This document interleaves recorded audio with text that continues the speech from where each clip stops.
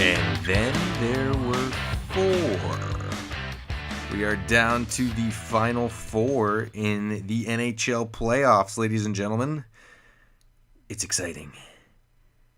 The anticipation. Who will win the Stanley Cup? I have a good hunch. But I'm kind of biased, so let's get down to it. I want to go over some of the games from the last series, and then we can preview a little bit of what's going on in the Eastern and Western Conference Final. So we'll start out west, like always. The shocker again. The Vegas Golden Knights continue their Cinderella season. What in the hell are they drinking in Vegas? Gerard Gallant, if he doesn't win Coach of the Year, it's rigged. That guy has this team firing on all cylinders. They took down the Sharks in 6, and it didn't look good for the Sharks really at any point. I mean, they looked good in one game. The Sharks had to go to overtime to get their other win, and I think it was a double overtime. Vegas is kind of scaring me right now. Winnipeg is going to be a good test for them. I cannot wait for that series, but we'll get to that. But yeah, Vegas Golden Knights, Marc-Andre Fleury again, just throwing shutouts at everybody.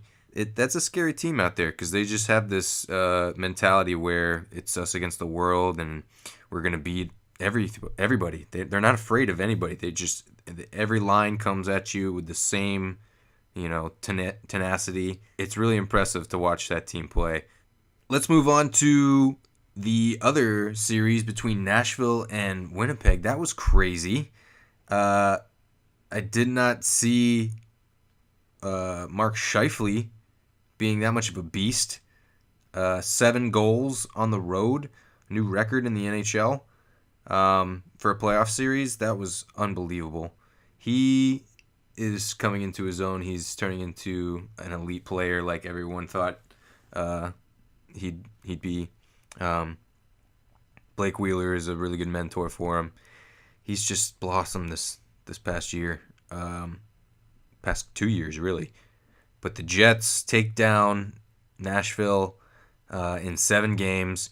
PK Subban had a bold prediction after they lost Game 5 and headed back to Winnipeg.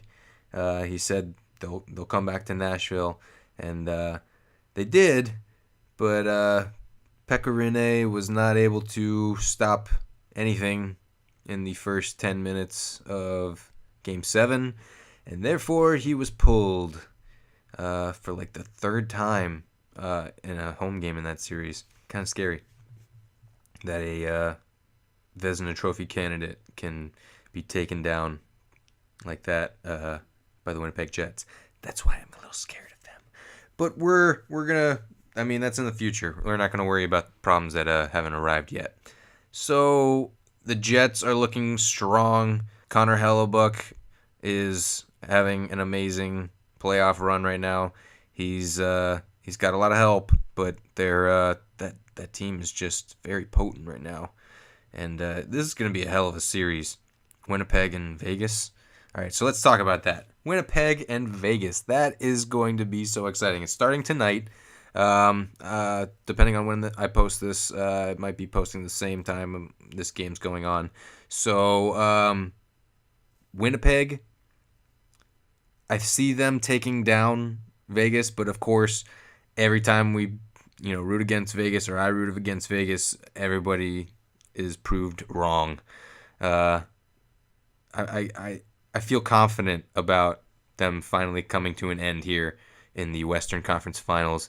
Winnipeg, I think their home dome is just gonna be rocking when they got the whiteout going there, and I think it's just gonna be too much for Vegas. But I said that every round, didn't I? Yeah, Winnipeg is going to take out Vegas in 7. Heading back east, that was a heck of a series for Washington and Pittsburgh. Ovi really showed up. Kuznetsov showed up for the Caps.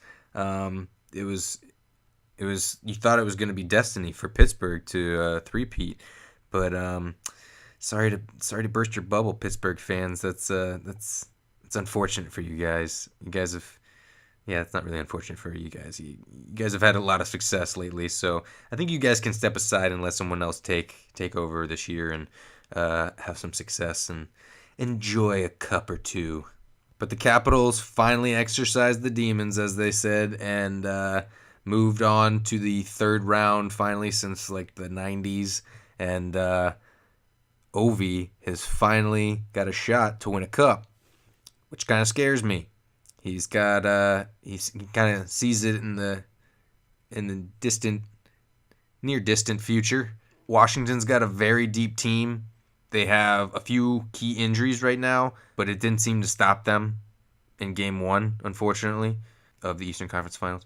Sorry, I'm getting ahead of myself, but the Capitals took out Pittsburgh and finally beat them in 6 games and move on to the Eastern Conference Finals to face my Tampa Bay Lightning. Who the heck saw that coming after Game 1 against the Bruins?